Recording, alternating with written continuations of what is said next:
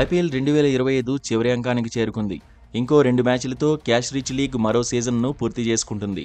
ఇప్పటికే royal Challengers Bengaluru final బెర్త్ను ఖాయం చేసుకుంది. మరో బెర్త్ కోసం పంజాబ్ కింగ్స్, ముంబై ఇండియన్స్ పోటీ పడుతున్నాయి. ఈ రెండు హేమాహేమీల మధ్య అహ్మదాబాద్లోని నరేంద్ర మోదీ స్టేడియంలో రసవత్ర పోరు జరగనుంది. ఈ మ్యాచ్ కోసం రెండు జట్ల అభిమానులే కాదు, క్రికెట్ లవర్స్ అంతా ఎదురు చూస్తున్నారు.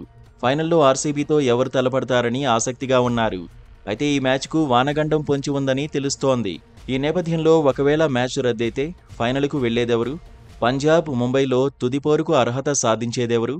ఒకవేళ వరుణుడి వల్ల మ్యాచ్ గాని రద్దయితే అప్పుడు పంజాబ్ కింగ్స్కే లాభం అని చెప్పాలి.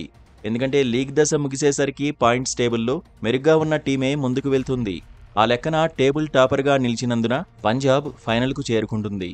అప్పుడు పాయింట్స్ టేబుల్ను 4వ స్థానంతో ముగించిన ముంబై ఇండియన్స్ ఇంటిదారి పడుతుంది. ఈ క్రమంలోనే మ్యాచ్ ఎలాంటి అవాంతరాలు లేకుండా కొనసాగాలని ముంబై అభిమానులు కోరుకుంటున్నారు. కాగా మ్యాచ్కు ఆతిథ్యమిస్తున్న అహ్మదాబాద్లో 34 డిగ్రీల ఉష్ణోగ్రత ఉంటుందని సమాచారం. వాన కురిసే అవకాశాలు తక్కువేనని తెలుస్తోంది. అయితే ఒకవేళ వర్షం పడి మ్యాచ్ రద్దయితే మాత్రం ముంబై నిష్క్రమిస్తుంది.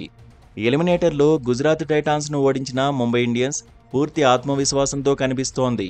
అటు క్వాలిఫైయర్ 1లో బ్యాటింగ్, బౌలింగ్, ఫీల్డింగ్ ఇలా అన్ని విభాగాల్లోనూ అట్టర్ ఫ్లాప్ అయిన పంజాబ్ కింగ్స్లో నమ్మకం లోపించినట్లు కనిపిస్తోంది. ఆ జట్టు అన్ని విభాగాలను రీసెట్ చేసి బరిలోకి దిగాల్సుంటుంది. అయితే లీగ్ దశలో ముంబైని ఓడించడం ద్వారా అయ్యర్ సేన కాన్ఫిడెన్స్ను పెంచుతోంది. తిరిగి ముంబై ఇండియన్స్ మీద గెలవగలమనే నమ్మకాన్ని కలిగిస్తోంది. అయితే సీనియర్లతో కూడిన ముంబైని ఓడించాలంటే పంజాబ్ తమ బెస్ట్ ఇవ్వక తప్పదు.